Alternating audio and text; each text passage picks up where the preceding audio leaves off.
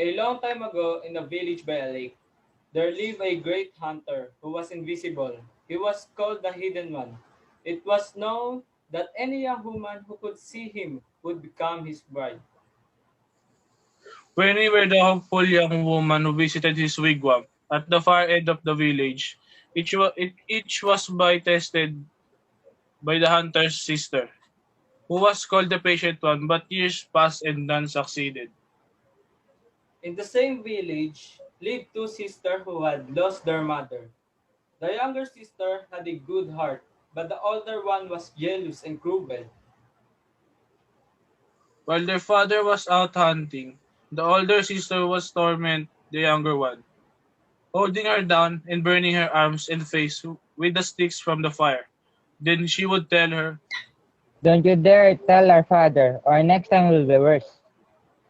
When the father came home, he would ask in dismay, Why is she burnt again? the older sister would answer, The stupid, clumsy thing. She was playing with fire like you just told her not to. the father would turn to the younger. Is this true? but she only bit her lip and said nothing. After a while, she had so many scars. She was called Little Scarface. She lost her long braids too when little sister sang them off. And she had to go barefoot and wear rugs. For her sister would not allow her any animal skins to make her moccasins or new clothes. Of course, the sister made up all different reasons to tell their father. And he would shake his head in sorrow and disappointment. One day, the older sister put on her finest clothes and many shiny string of shell beads. She asked little Scarface, Do you know what I'm doing? I'm going to marry the hidden one. Of course, that's something you would never dream of. Little Scarface bowed her head. when the older sister reached the wigman at the edge of the village, she was greeted by a sister of the hunter. The patient one told her, You are welcome. My brother will return soon from the hunt. Come help me prepare the evening meal. The two of them worked a while, till the sun nearly down. Then the patient one led the young woman to the lake. she pointed along the shore. My brother comes. Do you see him? The young woman saw no one, but she had decided to pretend. Of course, there he is now. The eyes of the patient one narrowed. And what is his shoulder strap? A strip of rawhide. Said the young woman, thinking a safe guess. The patient one frowned. Let us return to the wigwam. They had just finished making the meal when the deep voice said, Greetings, my sister. The young woman jumped in surprise. She stared at the entrance but saw no one.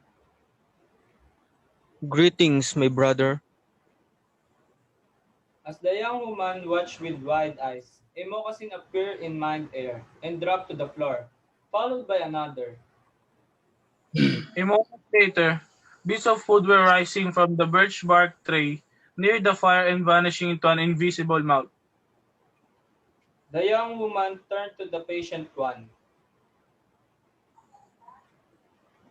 When will our wedding take place? What wedding? Do you think my brother would marry a liar and a fool?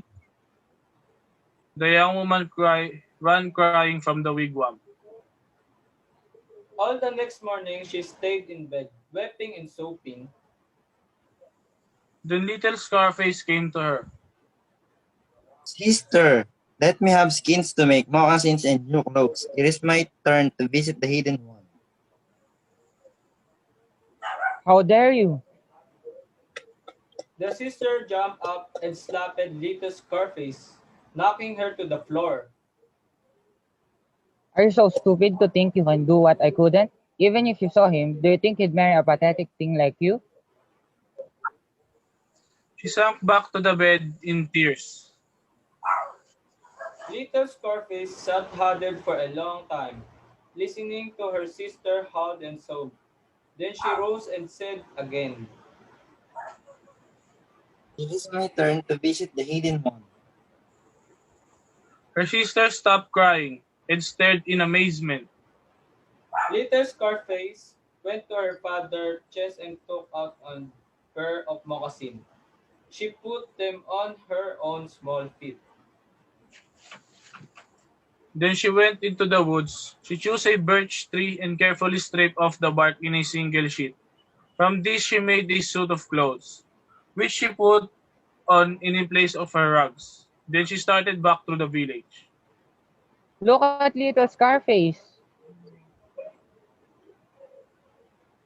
Yelled a boy. She's dressed like a tree. Hey, little Scarface! A young man called. Are those moccasins big enough for you? I don't believe it. An old woman said. She's on her way to the hidden one. Oh, little Scarface, Called a young woman. did you burn yourself and cut off your hair to look pretty for him? Ignoring their thoughts and laughter, little Scarface walked until she reached the wigman at the village edge. The patient one regarded the young woman with surprise, but told her, You are welcome. Little Scarface had prepared the evening meal. When the sun was nearly down, the patient one led her to take the lake. She told her, My brother comes. Do you see him? Little Scarface gazed along the shore. Not sure. then her eyes lit in wonder. Yes, I see him. But how can there be such a one? The patient one looked at her curiously. What is his shoulder strap? His shoulder, his shoulder strap is the rainbow. The patient one eyes grew wide. And his bowstring? His bowstring is the Milky Way. The patient one smiled. Let us return. When they reached the wigman, the patient one took the strange clothes of little Scarface and washed her with water from the special jar. The young woman's scars disappeared, and leaving her skin shining and smooth.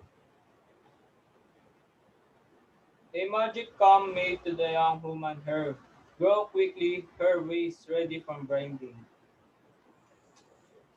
Then the patient one opened a chest and took out the beautiful wedding outfit.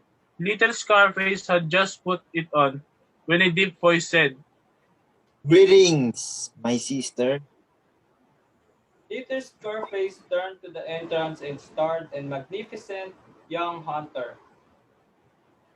As their eyes met, she saw the surprise in his. Greetings, my brother. You are discovered. The hidden one walked over the little Scarface and took her hand in his. For years, I have waited to find a woman of pure heart and brave spirit. Only such a one could see me, and now you shall be my bride. So they were married. And from then on, little Scarface had a new The name, lovely one. for she too had been hidden. And now was hidden no more.